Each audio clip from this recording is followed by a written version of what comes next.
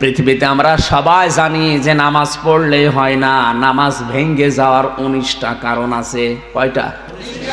এই 19টা কারণের একটাও যদি কেউ পালন করে ওর নামাজ আর হবে না, শেষ। কথা বলেন। এখন যদি বলেন না আমি 18টা করেছি, একটা শুধু বাদ গেছে, আমার নামাজ বাদ হবে মানে বলতে পারবেন? অজু করলে অজু থাকবে না, 7টা কারণে ভেঙে যাবে। 6টা আপনার ঠিক আছে, একটা যদি করে ফেলেন আপনার ওই অজুতে আর নামাজ হবে না। পৃথিবীতে যে কোনো কাজের সিস্টেম তাকান, সে রোজা বলেন, হজ বলেন, যাকাত বলেন, পৃথিবীর যত ফরজ ইবাদত আছে করলেই ঠিক থাকে না, ওটা ভেঙে যাওয়ার কিছু কিছু কারণ আছে। অজু ভাঙার কারণ 7টা, নামাজ ভাঙার কারণ 19টা, হজ ভাঙার কারণ 5টা। এরকম প্রত্যেকটা ইবাদত ভেঙে নষ্ট হয়ে যাওয়ার কয়টা করে কারণ আছে না নেই? আমাদের যে ঈমান আছে, যেটা নিয়ে জান্নাতে যেতে পারবো, ওই ঈমানও ভেঙে যায়, নষ্ট হয়ে যায় 10 কারণে। কয় কারণ? আপনাকে সতর্ক করার জন্য বলছি, সূরা মুহাম্মদের প্রথম আয়াত এটা, আল্লাযীনা কাফারু ওয়া সাদ্দু আন সাবিলিল্লাহি আযাল্লা আমালাহুম। ভালো করে খেয়াল করেন, আপনাকে আমি বাঁচার জন্য বলছি। আপনি মনে করছেন আমার ঈমান তো আছে, আমি জান্নাত পাবো না। নামাজ পড়তে গেলে যেমন 19টার একটা কারণ হলে নামাজ শেষ, অজু করে যদি ওই 7 কারণের 7টার একটাও পাওয়া যায়, অজু শেষ। আপনার ঈমান আছে, এখন 10টা কারণ বলবো, যদি দেখেন একটাও আছে আপনার ঈমানও শেষ। এটা কি গুরুত্বপূর্ণ কম নাকি? অনেক গুরুত্বপূর্ণ। আপনি দেখেন তো এই 10টার একটাও আপনার ভেতরে আমার ভেতরে আছে কিনা। 1 নম্বরে ঈমান ভঙ্গের কারণ 10টা। প্রথম নাম্বার সূরা জুমারের 65 নাম্বার আয়াতে এটা আছে, এই তথ্যগুলো। যেহেতু আমার আলোচনায় বিষয় না, আমি শুধু থিওরিগুলো বলে দিচ্ছি। মোবাইলে তুলে নেবেন, কাগজ কলমে লিখে নেন, বাড়িতে যে মিলিয়ে দেখবেন প্র্যাকটিক্যাল লাইফে। 1 নম্বরে যারা শিরিক করবে তাদের ঈমান শেষ।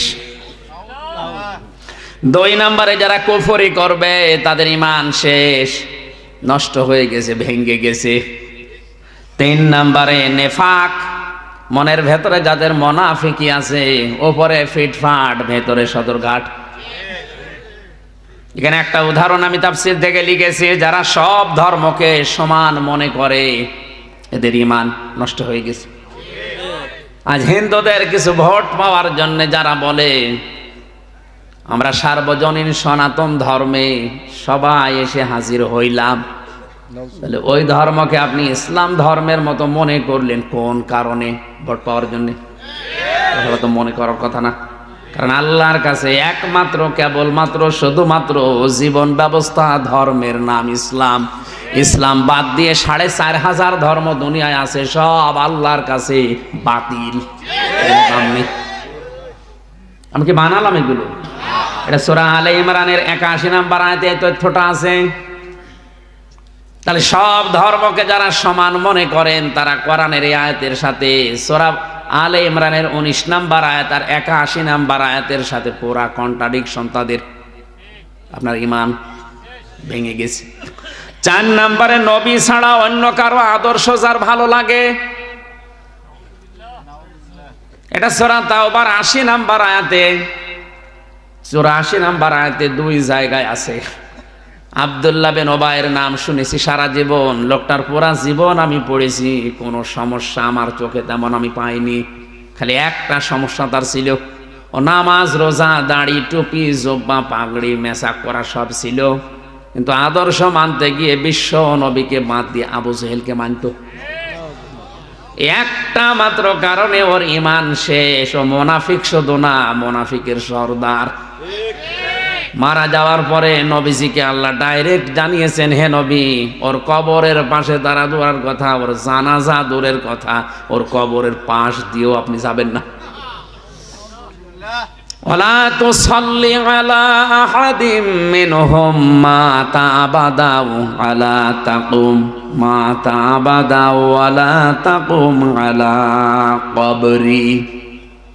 হে নবী, ওর কবরের পাশ দিয়েও যাবেন না, দাঁড়ানো তো দূরের কথা, জানাজা আরো দূরের কথা। আমার মনে হয় আয়াত পড়ার পরে যতটুকু মনে হচ্ছে বাংলাদেশে যদি এখন কোরআন নাজিল হওয়ার সিস্টেম থাকতো, অনেকের জানাজা নসিব হইতো না, কারণ ধরা পড়ে যেত। এ লোকটার সব পেয়েছি আমি, ওর দাড়ি ছিল নবীজির মতো, ওর জব্বা ছিল নবীর মতো। আমির হামজার পেছনে না, ও নামাজ পড়তো রাসূলুল্লাহর পেছনে। নবীজির সাথে রোজা রেখেছে, ইফতারি করেছে, মসজিদে নববীতে, কাবা শরীফে নামাজ পড়েছে, সব ঠিক ছিল। শুধু আদর্শ মানার ক্ষেত্রে নবীকে মানতো না। রাজনৈতিক জীবনে ওর আদর্শ ছিল আবু জেহেল। এই আয়াতটা অনুযায়ী আর এর জীবনী অনুযায়ী বাংলাদেশে কত মানুষ মুনাফিক আপনি বলেন। কিছুদিন আগে একটা জরিপ পেয়েছিলাম, এই দেশে বিশ্ব নবীকে একমাত্র আদর্শ মানার মতো মানুষ 100 জনের 14 জন। কয়জন? 100 জনের 14 থেকে সর্বোচ্চ 15 জন যদি বাদ দেন, থাকে কত? 85 জন নবীজিকে শুধু নবী মানে, কিন্তু আদর্শ মানে না। তাহলে ওই লোকটা সব কিছু মেনেছে, আদর্শ নবীকে মানে না। এই জন্য যদি জাহান্নামে শুধু যাবে না, ও জাহান্নামের নিচে থাকবে। ইন্নাল মুনাফিকিনা ফিদ দারকিল আসফালি মিনান নার। এখানে যারা আলেম আছে জিজ্ঞাসা করেন আসফাল ইসমে তাফসিল, ও শুধু জাহান্নামে যাবে তা না, জাহান্নামের একেবারে নিচে যাবে। ইন্নাল্লাহা জামিউল মুনাফিকিনা ওয়াল কাফিরিনা ফি জাহান্নামা জামিআ। সূরা নিসা 5 নম্বর পারা 19 নম্বর পৃষ্ঠা 15 নম্বর লাইনের 140 নম্বর আয়াত। আল্লাহ তাআলা বলেন, অবশ্যই আমি আল্লাহ জাহান্নামে একত্রিত করব মুনাফিক আর কাফেরদের। আগে কার নাম? আরো জোরে বলেন। মুনাফিক। লোকটা তো ঈমানও গ্রহণ করেছে, কিন্তু ঈমানে ওর ভেজাল একটাই, ও আদর্শ হিসাবে রাজনৈতিক জীবনে নবীকে মানত না। এই গাজীপুরের 100 জনের পচা 80 জন ধরা খাবে। কথা বলেন,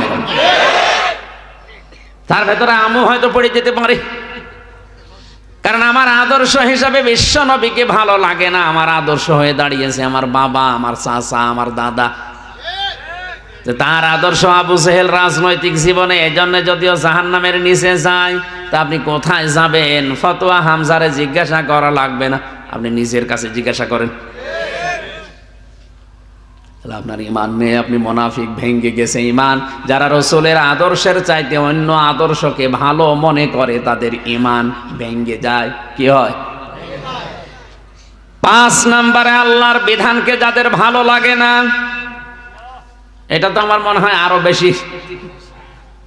আল্লাহর বিধানকে যাদের ভালো লাগে না, কোরআনে কারীম প্রচার করো, বাধা দিও না, তাহলে আমল ব্যর্থ হয়ে যাবে। এ কথা কার?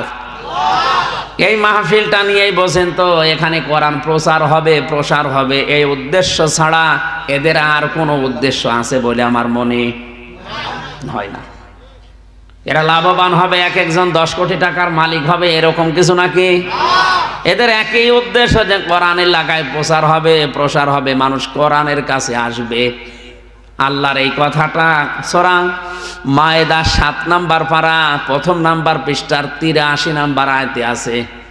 ওয়াইদা সামিউ মা উনজিলা ইলার রাসূলি তারা আ'য়ুনাহুম তাফিদু মিনাদ দামি মিম্মা আরাফু মিনাল হক ইলা আখির আয়াত। হে নবী, মানুষকে যখন কোরআন শোনাবেন, দেখবেন যারা কোরআনের মর্ম মানেগুলো উপলব্ধি করার চেষ্টায় আছে, যারা বুঝতেছে আল্লাহ কি বলে, ওদের চোখের দিকে তাকিয়ে দেখবেন ওরা কাঁদতেছে। আল্লাহর কথাগুলো বোঝার মতো যোগ্যতা যাদের আছে, ওরা নীরব নিস্তব্ধ হয়ে চিন্তা করবে, আর ভেতর থেকে এমনিতে কান্না আসবে, ওরা টেরও পাবে না। এখানে সবার চোখে পানি আসবে না। যাদের বোঝার মতো, উপলব্ধি করার মতো ক্ষমতা আছে, দেখবেন মনের অজান্তেই চোখ দিয়ে পানি পড়ছে। বিশ্ব নবী তো তার জীবনী পড়ে দেখেছি, রাহিকুল মাকতুমে হাত তুলতে দেরি হতো, কোরআনের কথা শুনলে চোখ দিয়ে পানি আসতে দেরি হতো না।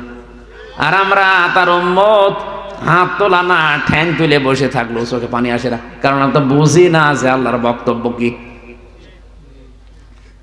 আল্লাহর এইটাও একটা বিধান যে কোরআন প্রসার করো। এ বিধান কার? এই দিকে তাকে এলাকার যুবকেরাই আয়োজন করেছিল, যারা বুঝে হোক না বুঝে হোক বাধা দিয়েছেন। আল্লাহর কসম আপনার ঈমান ভেঙে গেছে। আপনার মতো মানুষ মারা গেলে আপনার জানাজা দেওয়া, কবরে দেওয়া বেকার। আপনি এমনিতেও জাহান্নামে যাবেন, অমনিও জাহান্নামে যাবেন। কারণ ফাআহবাতা আমালাহুম, আমলের বহু বচন আমাল। যত আমল আপনি এর আগে করেছিলেন সব আল্লাহ ভেঙ্গে ফেলেছে, নষ্ট করে দিয়েছে, ব্যর্থ করে দিয়েছে। সূরা মুহাম্মদের প্রথম আয়াত। এরপরও যদি বলেন ফতোয়া হচ্ছে না, এদিকে আসেন, ঝড়ি কোদাল দিয়ে আপনার ফতোয়া দিচ্ছে। 6 নাম্বারটায় পেয়েছি, দিনের কোনো বিধানকে কেউ যদি কটাক্ষ করে খারাপ ভাবে, এটা দিনের বিধান না? নফল ইবাদতের ভেতরে সর্বোত্তম বললাম। তাহলে এই বিধানটাকে যারা কটাক্ষ করলেন, ষড়যন্ত্র করলেন, আপনার ঈমান কিন্তু নষ্ট হয়ে গেছে। আপনি এখন আবার কালেমা পড়ে মুসলমান হন, নাই তো এরকম মুসলমান দাবি করছে যারা কোরআন বিরোধী, এদের জানাজা পড়াও জায়েজ নেই। আব্দুল্লাহ বিন উবাইয়ের জানাজা যদি জায়েজ না হয়, নবীর চাচা আবু তালেবের জানাজা যদি জায়েজ না হয়, চাচা মুশরিক ছিল। আজ যারা সজ্ঞানে স্বেচ্ছায় কোরআনের অনুষ্ঠানগুলো প্রচারে বাধা দিচ্ছেন, বন্ধ করে দিচ্ছেন, আমার মনে হয় আপনিও আব্দুল্লাহ বিন উবাইয়ের মতো।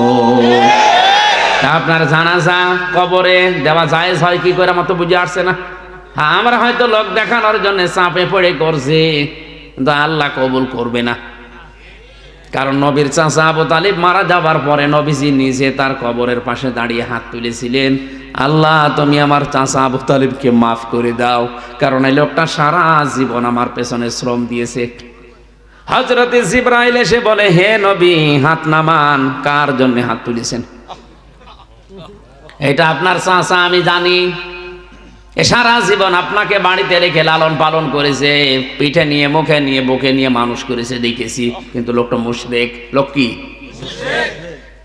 সূরা তাওবার 113 নম্বর আয়াতটা নাযিল হয়, মা কানা লিন নাবিয়্যি ওয়াল্লাযীনা আমানু আইয়াস্তাগফিরু লিল মুশরিকিন ওয়ালাউ কানু উলি কুরবা মিন বা'দি মা তাবায়্যানা লাহুম আন্নাহুম আসহাবুল জাহিম। আল্লাহ পাক বলেন, হে নবী শুধু আপনার জন্য না, দুনিয়ায় কোনো ইমানদারের জন্যও এটা জায়েজ নেই, শোভনীয় নেই, উচিত নেই। এটা কখনো করবেন না যে কোনো মুশরিক মারা গেলে আমার কাছে ক্ষমা চাবেন, যদিও এটা আপনার নিকট আত্মীয়। যে নবী কোনোদিন হাত তুলেছে কবুল হয়নি এমন আমি পাইনি, মনের ভেতরে কামনা আসলেই কবুল হয়ে গেছে, সেই নবী হাত তুলে বসে আছে, আল্লাহ হাত ফেরত দিচ্ছে। চাচা মুশরিক। আর আমাদের চাচা টাটকা মুশরিক, মরে যাচ্ছে। 5টা 10টা গরু জবাই করে হুজুর দিয়ে দোয়া করে মনে করছো জান্নাত পেয়ে বসে আছে। জান্নাত, ও জাহান্নামও যাবে কিনা আল্লাহ জানে। আপনার বিবেকে কি বলে বলেন? নবীজির চাচাকে যদি আল্লাহ আয়াত নাজিল করে সতর্ক করে, আর হামজার চাচার কোনো সিরিয়াল আছে? টাটকা মুশরিক মরে যায়, 20টা গরু জবাই করে দিলাম, লোকজন খাওয়া দাওয়া করে পায়খানা করে শেষ করে দিল, মনে করছে চাচা জান্নাত পেয়ে বসে আছে। এটা খালি খাওয়া দাওয়াই হয়, তাছাড়া কিচ্ছু হয় না।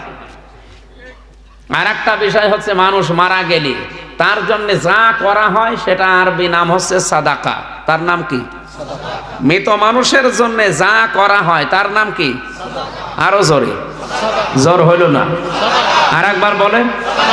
সাদকার মাল খাওয়া জায়েজ আছে, শুধু এতিম, মিসকিন, গরিব, অসহায় এদের জন্য। এই মাসলাকে আমি বানালাম, বলেন না কেন?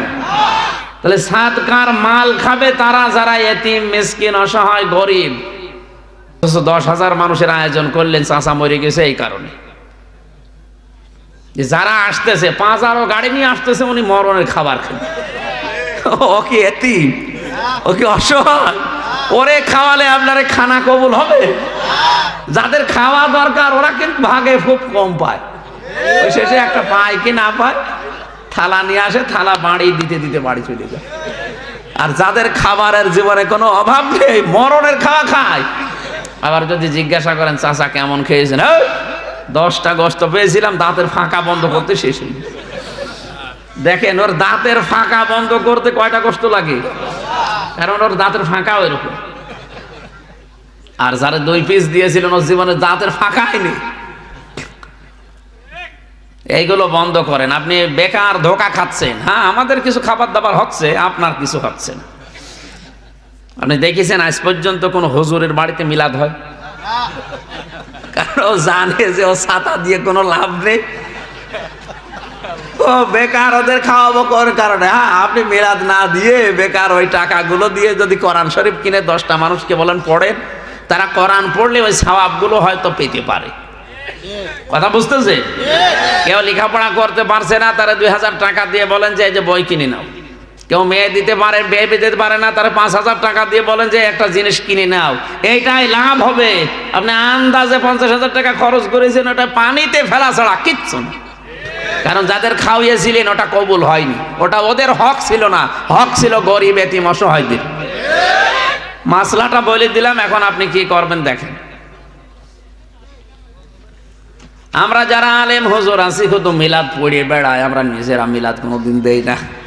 আমার মিলাদ দেওয়ার দরকার নেই, আমার মিলাদের চাইতে বড় মিলাদ বসে আছে আমার বাড়িতে। সব চাইতে বড় পীর আপনার জন্য আপনার মা আর বাবা। এই 2 জন যদি দোয়া করে, নবীজি বলেন আল্লাহর আরশ পর্যন্ত যেতে আর কোনো বাধা নেই, যদি সাইজ দোয়া হয়। নবীজি বলেন কোন মা আর বাবা যদি মন থেকে কোনো দোয়া করে, ওটা সরাসরি আরশে যে ধাক্কা খায়। যতক্ষণ পর্যন্ত দোয়াটা কবুল না হয়, আরশ তখন কাঁপতে থাকে। আল্লাহ পাক বলেন থামো, জবাব আসে আল্লাহ। বাংলাদেশ নামে একটা দেশ আছে, গাজীপুর জেলার জহির নামে একটা লোকের জন্য তার মা দোয়া করেছে। যতক্ষণ পর্যন্ত জায়েজ দোয়াটা কবুল না হবে, ততক্ষণ পর্যন্ত আমি কাঁপা বন্ধ হব না। এই জন্য আসল যেটা পড়ে আছে বাড়িতে, এদের খোঁজ খবর নেওয়া দরকার। ইমান ভাঙ্গার 7 নাম্বার কারণ হচ্ছে যারা জাদুকর, যারা জাদু করে বেড়ায়, এ মানুষের ইমান নষ্ট হয়ে যায়। সারা বাকারার ভেতরে ঘটনাটা আছে। 8 নাম্বারে মুসলমানদের বিরুদ্ধে যারা ষড়যন্ত্র করে, ওদের ইমান ভেঙে যায়, নষ্ট হয়ে যায়। 9 নাম্বারে কাউকে ইসলামের ঊর্ধ্বে যদি কেউ মনে করে, তার ইমান সঙ্গে সঙ্গে ধ্বংস হয়ে যায়। আর যেটা বাংলাদেশে বেশি, অনেককে এখন ইসলামের ঊর্ধ্বে মনে করা হচ্ছে। নাকি বেশি বলে ফেললাম? 10 নম্বরে ইসলামের কোন বিধানকে কেউ যদি ঘৃণা করে, সূরা সেজদার 22 নম্বর আয়াতে তথ্য আছে, সূরা মুহাম্মদের 9 নম্বর আয়াতে তথ্য আছে। যেটা বললাম আপনি একটু মিলান। এই যে 10টা আল্লাহর পথে যারা মানুষকে বাধা দেয়, চলতে দিতে চায় না, এদের ঈমান আল্লাহ নষ্ট করে দেয়। আমার তো মনে হচ্ছে 10টার ভেতরে 10টা এখন আমাদের ভেতরে অলরেডি পাওয়া যাচ্ছে। আন্দাজে ঈমানের দাবি করে বসে আছে। ফেরেশতা যখনই বললেন আপনি রবের নামে পড়েন, নবীজি পড়া আরম্ভ করেছিলেন না, একবারে 5 আয়াত পড়লেন। বাড়িতে আসলেন, আসার পথেই তিনি দেখলেন আকাশ আর জমিন বরাবর একটা ফেরেশতা। নবীজি ভয় পেয়ে পালাতে আরম্ভ করলেন। নবীজি বলেন আমি পড়েও গিয়েছিলাম, এটা তাফসিরে ইবনে কাসিরের ভেতরে আছে। আমি দৌড়াতে যে পড়েও গিয়েছিলাম, কষ্ট করে উঠে যখন বাড়িতে গেলাম, স্ত্রীকে বললাম আমাকে ঢেকে দাও। নবীজির স্ত্রী চাদর দিয়ে, কম্বল দিয়ে, কাঁথা দিয়ে, যাই বলেন, ওনাকে বস্ত্র দিয়ে ঢেকে দিলেন। আল্লাহ রাব্বুল আলামিন তখন এই আয়াতটা নাযিল করলেন, ইয়া আইয়ুহাল মুদ্দাসসির, হে বস্ত্র আবৃত ব্যক্তি, হে কম্বলওয়ালা, চাদরওয়ালা, লেপ দিয়ে তোশক দিয়ে ঢেকে বসে আছেন না, আপনাকে আমি এভাবে বসে থাকার জন্য দুনিয়ায় পাঠাইনি। ওম আপনি দাঁড়ান, ফাংজির, মানুষকে সতর্কবাণী শোনান। আল্লাহর বিধানের বাইরে গেলে, আল্লাহর সাথে নাফরমানি করলে, আল্লাহর দ্বীনের বিরোধিতা করলে কি হবে, এই কথাগুলো আপনাকে প্রচার করা লাগবে। আপনি সতর্ক করেন মানুষদেরকে। আজ মানুষ মানুষের পেছনে লেগে আছে, একজন আরেকজনের পেছনে লেগে তার জীবনটা ধ্বংস করে দিচ্ছে। এই কাজগুলো আপনি বন্ধ করেন, ওঠেন, আপনার দায়িত্ব এটা।